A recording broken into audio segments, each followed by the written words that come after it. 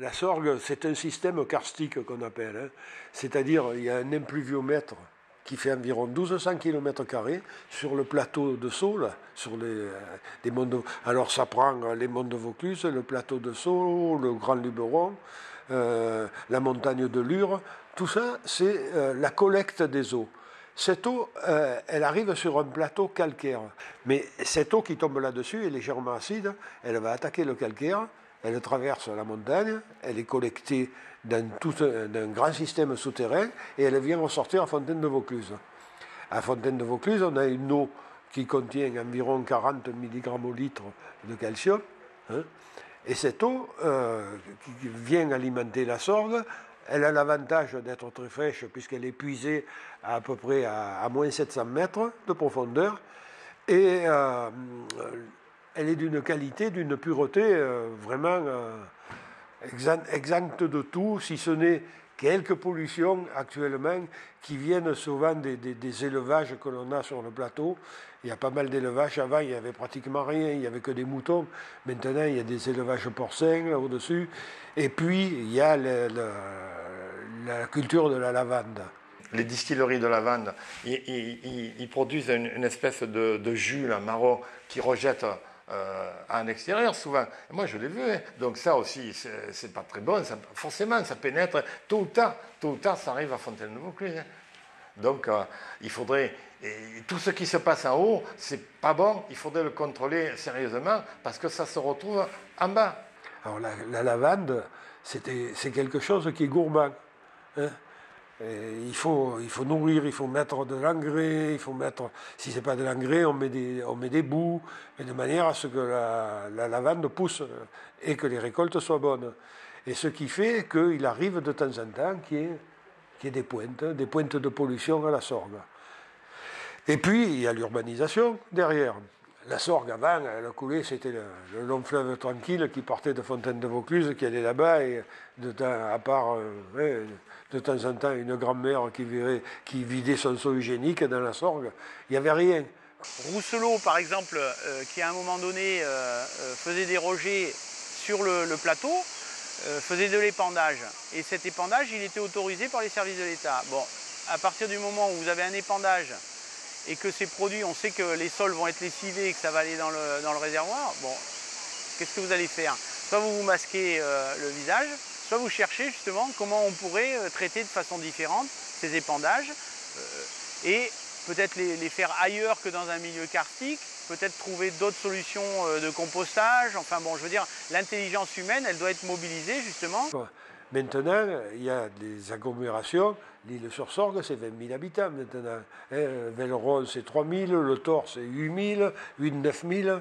Il y a des gros villages ou des petites villes qui se sont greffées sur la Sorgue avec des grosses stations d'épuration. Avant, vous longez la Sorgue, vous ne voyez pas de maison, tout ça. Alors, encore, si la maison est réglementée pour les effluents, ça va. Mais la plupart du temps, les gens qui habitaient à Mont-de-Sorgue... Alors, à l'époque, c'était le cas, mais on n'avait pas des produits dangereux qui étaient rejetés dans la Sorgue. C'était du savon, c'était de machin, c'était pas... Maintenant, c'est des lessives très dangereuses. Vous voyez, ce qu'on utilise pour les cuisines, tous ces produits, on est compte. Et ouais. Alors, tout ça, ça ajoute... Moi, je peux en parler parce que j'étais réglementaire quand j'ai fait la maison. J'avais fosse septique, bac à graisse et puits perdu. C'est plus réglementaire. J'ai fait des drains filtrants. Heureusement, j'ai un terrain assez long. Ça m'a coûté 13 000 €, mais je l'ai fait. Et je l'ai fait volontiers. Au moins, quand je parle de ça, je peux en parler. Vous voyez, donc. Avant, lorsqu'il n'y avait pas de station d'épuration, la pollution était diluée. Elle arrivait à plusieurs endroits sur la rivière. Maintenant, la station a regroupé tout à un seul endroit. Alors, s'il y a un problème de station, si la station ne marche pas bien, hein, les effets sont plus catastrophiques qu'avant, encore. Puis, toutes ces stations d'épuration, elles ont été conçues maintenant, c'est une conception qui a une vingtaine d'années. Hein, elles étaient basées sur du dégrillage, du dessablage, au besoin une épuration biologique, une séparation de boue, et hop, l'eau partait à la rivière.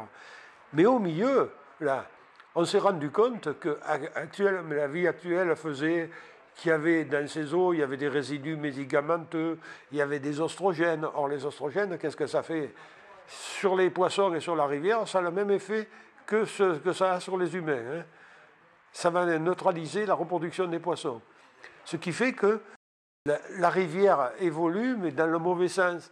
Alors, certes, il y a une qualité d'eau, on peut dire, qui s'est améliorée pour certaines. Il n'y a plus les matières en suspension qu'il y avait avant, il n'y a plus certaines choses dedans. Mais à côté de ça, il y a tous ces nouveaux polluants qui traversent les stations comme si de rien n'était. Et c'est pas. On a les techniques. On mettrait de l'osmose inverse, de la microfiltration, on mettrait des choses comme ça, on les retiendrait, ces polluants. Mais ça coûte énormément cher, donc on n'en est pas là pour le moment. Et la rivière déguste. Et là, on déplore cette situation, là, parce que sous l'effet d'avoir une rivière propre, en fait, il y a d'autres problèmes qui sont cachés derrière. On n'arrive plus à recycler nos déchets. Je veux dire, on ne peut pas accuser non plus la société qui produit ces boues, parce que si on ne les mettait pas là-haut, on les mettrait où? On ne sait pas, on ne sait pas trop les... Alors donc, on est devant un problème majeur en ce moment, le monde d'aujourd'hui. On ne sait plus quoi faire de nos déchets. On arrive plus ou moins à s'en débarrasser avec les plastiques, les bouteilles, tout ça, mais moi je vois, ça regorge de partout. Et y compris dans les fossés qui rejoignent la Sorgue quand il y a des gros orages, tout ça, c'est dans la Sorgue, ça traîne, les bouteilles flottent, tout ça, ça va dans la Sorgue, ça va dans le Rhône, ça va dans la mer. Et je pense que le PDG de Rousselot, comme l'ouvrier de Rousselot, ou le Vauclusien, le touriste, les Chinois qui viennent, ils ont droit à la même qualité et ils veulent la même qualité. Tout le monde boit cette eau, tout le monde vit grâce à cette eau, et donc tout le monde a intérêt à travailler ensemble pour trouver des solutions. Voilà. Bon, après, je pense que les processus industriels, ils se sont améliorés. Ici, à Fontaine, il y a eu pendant longtemps de la papeterie, et ils ont utilisé beaucoup de colorants. Alors, on disait que la Sorgue, de temps en temps, elle était verte, elle était bleue, il pouvait y avoir des produits, des choses comme ça. C'est certainement la fin de l'industrialisation à Fontaine de Vaucluse, elle a apporté une amélioration, mais elle a apporté aussi du chômage, elle a apporté des problèmes sociaux et des choses comme ça. C'est un ensemble, ça fait partie de l'évolution de nos sociétés. Mais on n'est pas en train de parler d'une marchandise, on est en train de parler de l'eau qui est source de vie. Et en général, là, il faut remettre les choses dans l'ordre. C'est que quand il n'y aura plus d'eau potable, eh bien, il n'y aura plus de vie. Et c'est ça l'enjeu. C'est pas la même chose que la bourse, cotisation, machin. Donc, on n'est pas dans le même enjeu. La vie, elle est là. S'il n'y a plus de vie, bah, c'est fichu, quoi. Voilà. Donc là, il y a un enjeu, au-delà de l'enjeu philosophique, il y a un enjeu de santé, il y a un enjeu d'avenir pour l'humanité et il y a un enjeu aussi d'équité sociale et de partage. On a été dépositaire de ça pour les générations futures, donc il faut qu'on le surveille, qu'on le protège. Mais il peut y avoir de l'activité touristique, il peut y avoir des activités humaines autour sans que ce soit dommageable pour le milieu. Je pense que c'est faisable.